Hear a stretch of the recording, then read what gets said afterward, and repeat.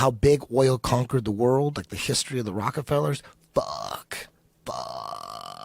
You know, the conspiracy theorists, whatever you want to call them, they claim that it's all connected. 9/11, JFK, like it's the same people, and they're all connected. It's the same families, it's the same secret society, and it goes back. Well, it's most of it started with John D. Rockefeller and Standard Oil. And when you learn that shit, holy fuck. The history. And you know the craziest thing about the whole thing is he was so into monopolizing oil and everything. Once it wasn't just oil, banking. He got into everything. Big pharma. He had control of everything. John Rockefeller was so dominant. He was the first billionaire. He was ruling the world, man. And the one thing is that all hemp or marijuana conspiracy theorists, they all are aware of the reefer madness propaganda, and finally it worked after 10 years of all this propaganda that made weed look like it killed you and stuff and made you do crazy shit. They made it illegal. And we all know that that's from big industry like DuPont and the Rockefellers and all that. We all know that they were trying to shut down the industry. They were blaming it on this Mexican smoking weed. We all know that as weed enthusiasts. But you know what you don't know is, you know, alcohol prohibition was also because of John Rockefeller. He supported anti-alcohol groups and blew them up and donated millions to blow them up to outlaw alcohol because he saw it as a threat to gasoline. Whoa. Yes, and this is not a conspiracy theory. Alcohol prohibition was all backed by John D. Rockefeller. Whoa. It was a threat to gasoline? Yes, alcohol. Because they thought people were going to make like ethanol? He wanted to crush the ethanol business, right? But the way he did it is to create this hysteria with drink. Everyone has a drinking problem. Everyone's killing each other. So he did the same thing. He did both of them. He did the same. You're going to find out about this. This is not a conspiracy theory. He funded the Anti-Saloon League. It was run by one of his good friends. And you know what ended up happening? Same thing. They outlawed alcohol. You couldn't drink alcohol. But they said, what about the alcohol for cars? And they wrote in the law that you could still make alcohol for cars, but you got to put petroleum in it so that people don't drink it. So it killed the business. So now they got to put oil in it if you want to sell it. And then it killed all. He killed everything. And he got busted for everything. Henry Ford said that alcohol was a cleaner, nicer, better fuel for automobiles than gasoline. Wow. Holy shit. Wow, this is nuts, man. That is so crazy because you can make alcohol without fossil fuels. Apparently, any vegetable that ferments, you can use as fuel.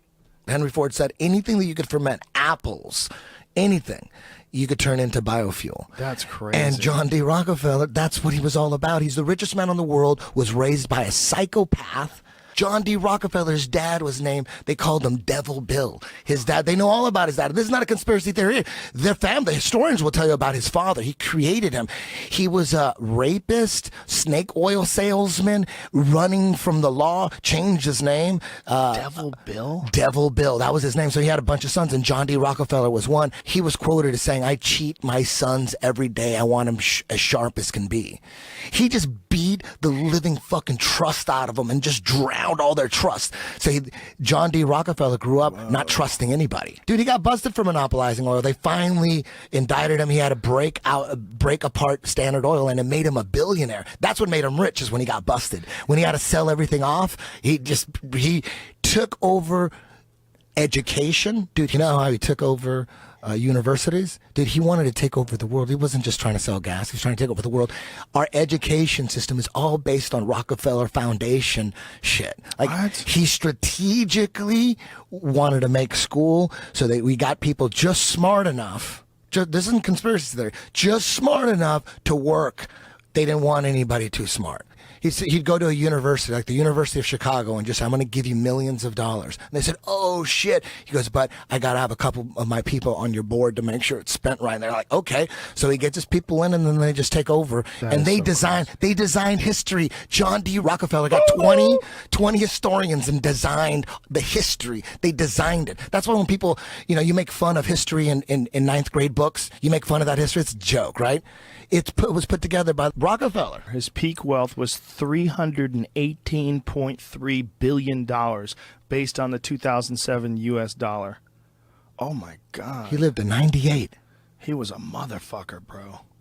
Man, Interesting shit. Yeah, I'll have to check dude. that out. Dude. What's it called? Big Oil what? What is it? How big oil conquered the world. That's, if you're a conspiracy theorist, you know, most people don't go beyond JFK. There's so much in just JFK, and then all this, you know, if you want to get into Watergate and the Iran-Contra and all of the 9/11, there's so much information. It's so hard to get into multiple things. So, but once you got that covered, go back and find out how it all started, and you'd learn when you find out that George Sr.'s dad, Prescott Bush, started the CIA, and then you go back and his dad, Samuel Bush, was Frank Rockefeller's right-hand man, and how the Bushes and the Rockefellers have always ran shit. How big oil conquered the world on YouTube. Oh my God, I'm scared. Yeah, Scared. You Is this actually all learn real, where it though? all comes from. 100%. It's all 100%.